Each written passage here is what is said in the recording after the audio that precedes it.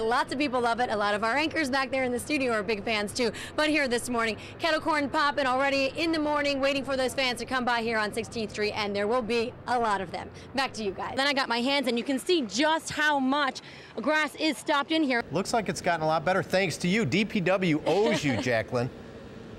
Oh, I don't know about that, but I did get a pretty messy this morning. Now, basically, as you can see here, the water has gone down in this area. We want to pan over and show you why it was high in the first place. Jacqueline.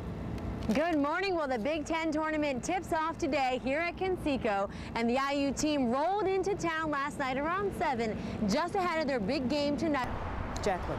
Well, it's a deal the mayor says will bring in $425 million for infrastructure projects. The city wants to sell its utilities to a public trust, and they say they'll keep your rates. The search resumed today for dozens of people missing after a flash flood at an Arkansas campground. These are some of those images. In developing news, Catherine Brown reports the sudden flooding killed at least 16 campers.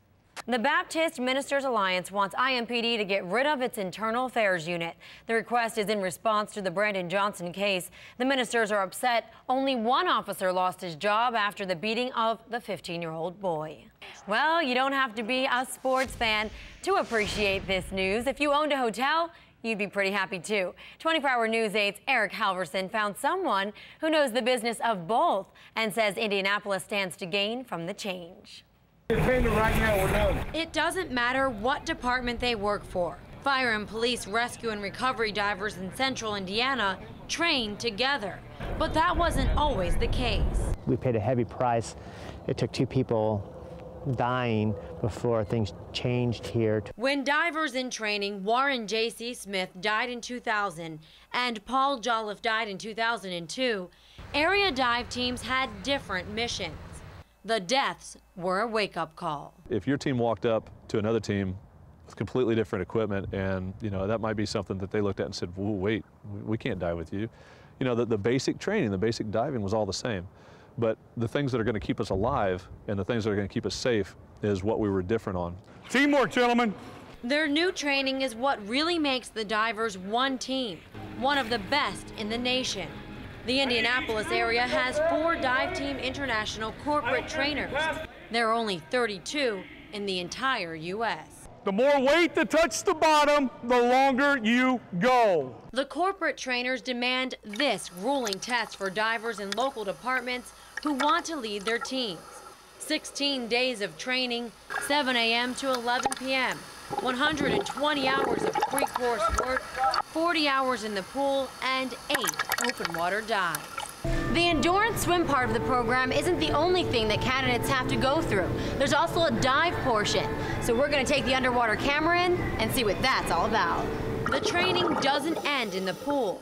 Divers then head to open water to simulate rescue. Where are we going, Mark? Now that divers with different companies all train together, they all use the same gear, like this dive comm. When they put it on, it allows them to talk to divers that are both out of the water and in the water, like Andy. Hey, Andy, how's it going? Good, how are you doing? It's here during this unified training where divers perfect the skills they use to save lives. The skills they need when they get called out to emergencies, black, unfamiliar waters, bad weather, and ice rescues. The general public don't have a lot of knowledge about what the fire department does, what we put our bodies through, what we put our minds through in order to keep them safe. I think they would appreciate it if they seen exactly what it is that we're doing. Jacqueline Policastro, 24-hour News 8. It's a ticking time bomb. What's inside could kill you. That's why it took police 3 shots to secure this tank filled with anhydrous ammonia. Thieves trying to steal the ammonia from this larger 850-gallon tank and use it to make the illegal drug meth put the Taylorsville area on lockdown in the early morning hours. I told the fireman, I said, "So are you kidding me? Is this a joke?" Or he said, "No, man, you need to leave now."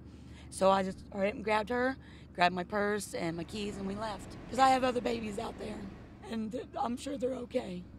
I'm just glad we got out of there, because when I got out, I had to go back in the house a couple of times, and I started coughing real bad, so I could tell. And I have breathed that before helping a farmer one time. So I know what it was. While residents waited in their cars for hours in the Edinburgh Outlet parking lot, police searched neighborhoods for anyone left behind, shut down roads and closed schools covered in the ammonia cloud. The weather is what made this investigation so difficult for officers. It's hard to tell if this is all just dense fog or part of an ammonia cloud. The cost to the rural community is great. More than 100 first responders were called in, people missed work and school, and drivers swerved off the road in the early morning ammonia cloud. You know, we had people that reported to the 911 center that they had their children in a car when they drove through the cloud, and they're concerned. So it's hard to put a price tag on what someone's life would be for somebody doing something this stupid. Jacqueline Policastro, 24 Hour News 8.